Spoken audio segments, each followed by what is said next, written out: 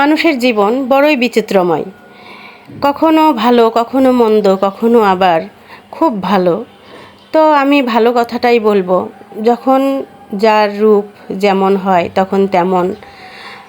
সংসার জীবনটা হচ্ছে একটা অন্যরকম। যখন আপনার প্রথম বিয়ে হবে তখন আপনার জীবনে এক রকমের রূপ আসবে বিভিন্ন জায়গা থেকে।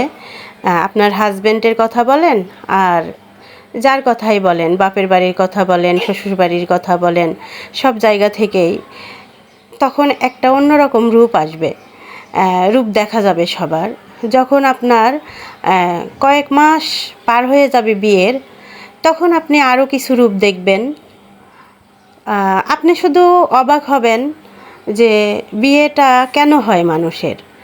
অবাক চোখে দৃষ্টিতে তাকায় থাকবেন যে এই মানুষটাই কি সেই মানুষটা, যে মানুষটা আমাকে এত ভালোবাসতো, এত আদর করত, এত মানে একটা কথা বললে তার ভিতরে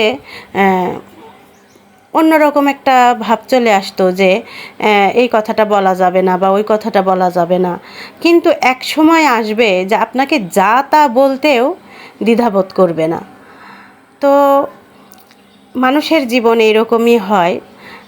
বিশেষ করে কিছু কিছু মহিলাদের আবার অন্যরকম বিষয়, আবার কিছু কিছু পুরুষদের আবার অন্যরকম বিষয়। তো আমার মনে হয় মহিলারা শুধু ধৈর্যই ধরতে পারে, আর কিছু করতে পারে না।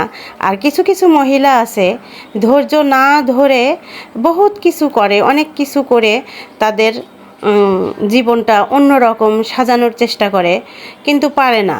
আর যারা হলো লাঞ্ছিত, অবহেলিত হয়, ঘরে বসেই হইতেই থাকে এবং মরণের শেষ পর্যন্ত অবহেলিত হইতেই থাকে। তো আমি বলবো, পুরুষ মানুষের এক রূপ, মহিলা মানুষের আর এক রূপ।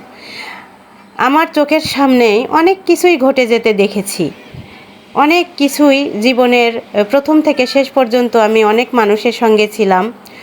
যাক, আমার আশেপাশের পরিবেশের কথাই বলতেছি যে কত মানুষের সঙ্গে আমি মিশছি, কত তাদের সংসার ভাঙতে দেখছি, আবার সংসার গড়তেও দেখছি। তো পুরুষ মানুষ সহজেই বিয়ে করতে পারে বা সহজেই ঘরে আর একটা নতুন বউ আনতে পারে, কিন্তু মহিলারা ধৈর্য ধরেই যায়, সহ্য করেই যায়।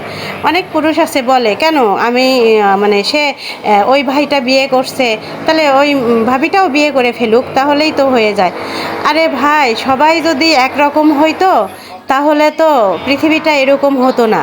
মহিলারা পারে না সহজেই বিয়ে করতে, পুরুষরা সহজেই বিয়ে করতে পারে, কিন্তু মহিলাদের এত সহজ না যে একটা মহিলা সহজে বিয়ে করে ফেললো। তাদের অনেক কিছু চিন্তা ভাবনা করতে হয়। আর পুরুষরা তো এত চিন্তা ভাবনা নিয়ে বসে থাকে না, তারা হুট করে একটা কিছু করলেই হয়ে যায়। তো যাই হোক, অনেক কথাই বলে ফেললাম, অনেক জ্ঞান দিয়ে ফেললাম। আসলে আশেপাশে অনেক কিছুই দেখে মনটা খুব খারাপ লাগে এবং নিজের কাছেও অনেক প্রশ্ন জাগে যে আসলেও আমি কি ছিলাম আর কি হলাম, কোথায় ঠকলাম, কোথায় জিতলাম, এখন পর্যন্ত বুঝে উঠতে পারলাম না। তবে হয়তোবা ঠকেই যাচ্ছি, কিন্তু জেতার কোনো আশা আমার ভিতরে নাই। যাক, ঠকতেই থাকি, যেদিন জিতবো সেই দিন তো হয়তোবা মরণ চলে আসবে, সেটাই আমার জেতা হয়ে যাবে। তো এখন এই পর্যন্তই থাকি, দেখা যাক মানুষের কপাল কখন কি হয় বলা যায় না। তো আমার এক ভাবির অনেক কষ্টের কথা বলতে চেয়েও বলতে পারলাম না, কারণ শুধু একটা ভাবি না, অনেকগুলা ভাবি আমার আছে, মানে আমার আশেপাশের অনেক ভাবি আছে যে কথাগুলো আমি বলতে গিয়েও বলতে পারলাম না, শুধু সামান্য একটু কথা বললাম। আল্লাহ না করুক কোনো শত্রুর জীবনেও এরকম না আসুক। সবাই ভালো থাকবেন আর দোয়া করবেন।